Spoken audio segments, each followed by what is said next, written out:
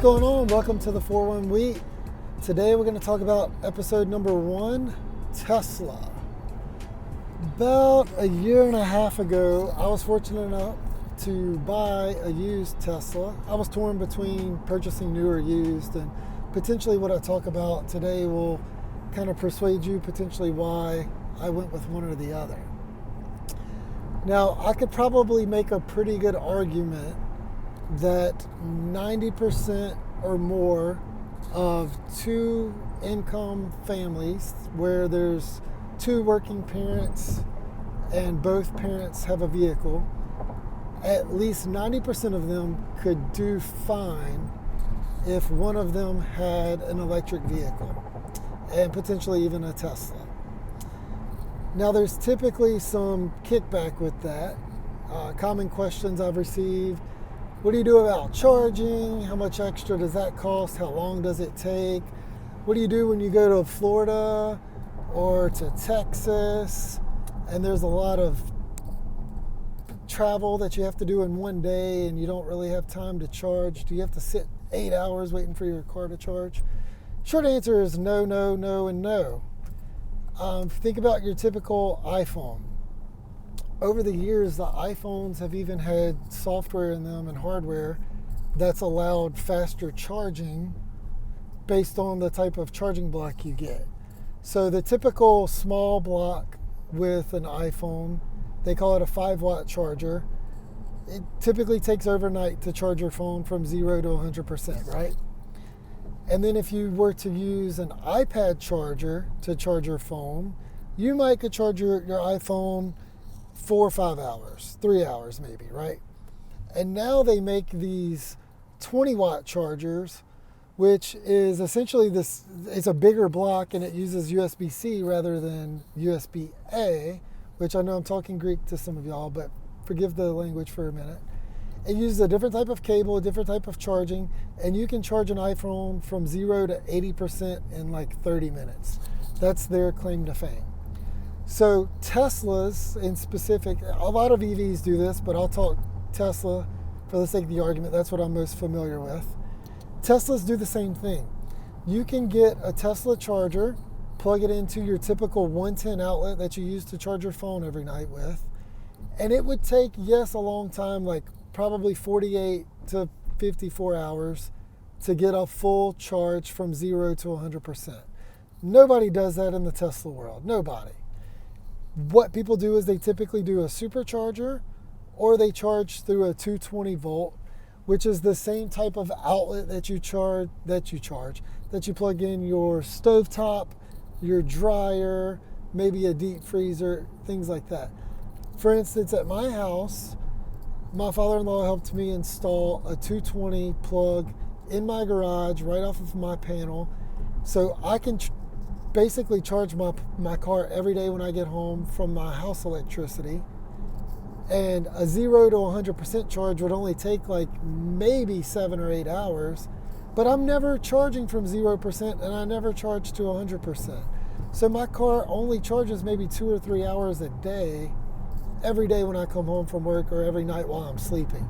You can even set the car to not charge except for between certain hours to make sure you're using the best case of your energy bill, right? So typically, like in Louisiana, where I live in South Louisiana, a typical kilowatt charge is 10 cents per kilowatt. It works out to like $5 at max to fill my car. But again, I'm never charging from 0% and I never charge to 100%. My electricity bill on average has went up $30 to $60 a month. That's might sound like a lot, but when you consider that's replacing $150 to $200 gas bill I was charging, I'm actually paying a lot less to charge my car per month than if I were to have a gas bill in my truck that I used to drive around, or even in some cases some cars. Now the last case is the supercharger, and this gets pretty specific based on the model year you have. Like my car is a little bit older model, so it doesn't do the supercharging as fast as the newer cars do. At most, I'm going to spend an hour at a supercharger charging. But if you were to get a car that's like, I think 2016 or 2018, I can't remember the year model where they changed it. At most, you're going to spend 30 minutes at a supercharger. And if you're traveling, you're never going to be quite at 0%, and typically you're not going to go all the way to 100. You might spend 15 minutes at a supercharger when you're traveling across state lines or going to Florida, for example, right? Going to the beach. Now, superchargers aren't everywhere, which is also a downside. So a lot of people don't typically use these for travel.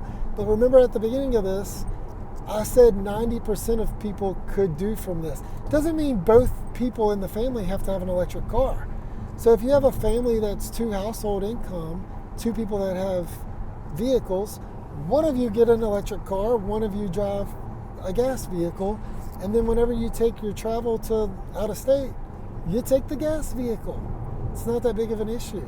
Even if you pay extra for gas, you're still saving in the long run for electric, should that be the reason why you get an electric.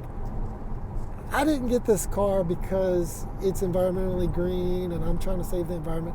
That's a pro. It's definitely not a con, but that wasn't on the top of the list on why I wanted this. Y'all know me, y'all seen the channel, you see the kind of content I produce. I'm a nerd. I wanted a Tesla because it's literally a computer on wheels. This car is one of the first, it is the first, arguably, and one of the only cars today that still get better over time. So what do I mean by that? My car 2-3 nights ago had an update to the car. The computer in the car got an upgrade, right? Your phone gets an upgrade every so often. The car gets an upgrade. Not only that, my phone has an app that I can communicate with the car that also gets upgrades, that allows me to do different things with the app. The most simple thing that I do pretty often, since we're in South Louisiana and it's really hot, 5 minutes before I go to get in my car, I just turn the air conditioner on, right? I say set the AC at 70 degrees, get some AC blowing at full blast. By the time I go to get in the car, especially with kids, you see the car seat behind me. It's a cool cabin. It's not burning my kids. It's not burning me or my wife when we get in. Cool. It works. Pun intended, right? Another thing you can do is you can pop the trunk. You can pop the hood where there's storage in the hood because there's no electric motor or there's no gas motor under the hood. You can unlock the car, open the doors. I've been out and about, whether it's in my own garage or somewhere either at work or at a friend's house, wherever I might be. I might not have my key fob on me, but I can unlock the car with my phone still. I can use the phone, unlock the trunk, get something out of the trunk, put something in the trunk, whatever it might be. Any of the controls typically that you can do from the car, you can do from your phone. So it's pretty cool to do that. And again, the app updates just like the car does. About 3 months ago, there was an app update that allowed me to see all of my charging specs. The car's been doing it forever, but now in the app, you can tell it how much your charging is for example, Energy or a Demco, and it will tell you how much you're paying in electricity to charge your car. Pretty cool. I didn't mention this earlier, but superchargers, if you own a Tesla 2016 or older, which this is one of those models, you do not pay for supercharging. It was kind of like a plus to get whenever you bought the car, kind of them trying to talk you into getting the car, and a thank you to the early adopters. So if you do have to pay for supercharging, I don't think I've ever seen a supercharger bill higher than about $7 or $8.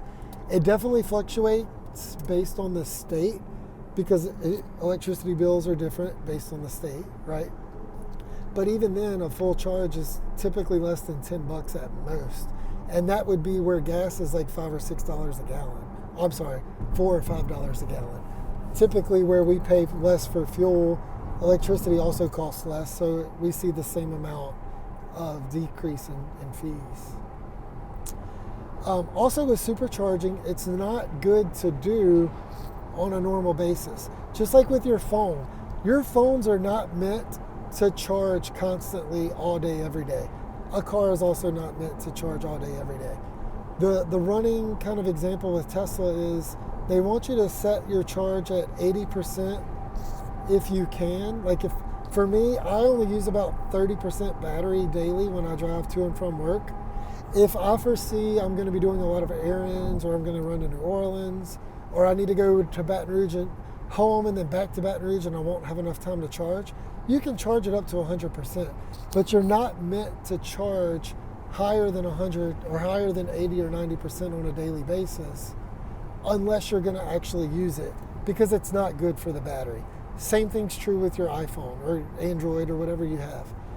You're also not meant to keep it where it's always charging and fluctuating higher than, like, let's say 50%. Your phones are meant to use until they go to 0%. Cars the same way. Obviously, you don't take a car all the way to 0%, because if you get stuck somewhere, and yes, you can still get the car towed, and 0% isn't a true 0%. There's always a few extra miles because they want you to try to get somewhere safe, and it's more of a safety feature than anything. Do not run your car less than like 15 or 20% unless you have to. I will intentionally set my charge low or not charge to where I can go to Baton Rouge and back twice and bring my car back less than 20% to keep the battery degradation high. Another thing with battery degradation, batteries in Teslas don't just all of a sudden stop working, right? Your iPhone battery doesn't just all of a sudden stop working. It just lowers and lowers and lowers over time. Your car is the same way. So you're not going to wake up one day and the battery it stops working and you can't get to point A or point B. Over time, it's going to go down. So for example, this particular car, I believe when it was brand new, was 265 miles on 100%. Today, I can get about 235, I think, on 100% charge, which means I've lost about 30% battery, or I'm sorry, not 30%, 30 miles of range, which equates to about 7 or 8% of the battery, which equates to about 1% degradation or 1% loss every year. That's minimal. That's nothing. If that means this car could essentially go 20 years before I have any major decrease, actually probably even 30 years before I have any major decrease on range. So that's about where I wanted to stop the recording for today. I might pick back up a Tesla Part 2 next week based on some topics I might have missed or questions I didn't have. I don't have a running list of questions or topics that I'm trying to talk about. I just have a topic that I'm just talking off the cuff again while I do my daily commute. So hope you guys enjoyed it. Hope you potentially learned something. If you have any questions about Tesla, I'll do my best to answer. I am by far not a Tesla horde where I'm going to say everybody needs a Tesla. I think everybody could use one and benefit from one, but if it's not in the cards for you, don't get one. You don't have to. Regardless of political or governmental thought, like, it's not a requirement for you to go electric. So, hope you have a great day. Till next time, see you later.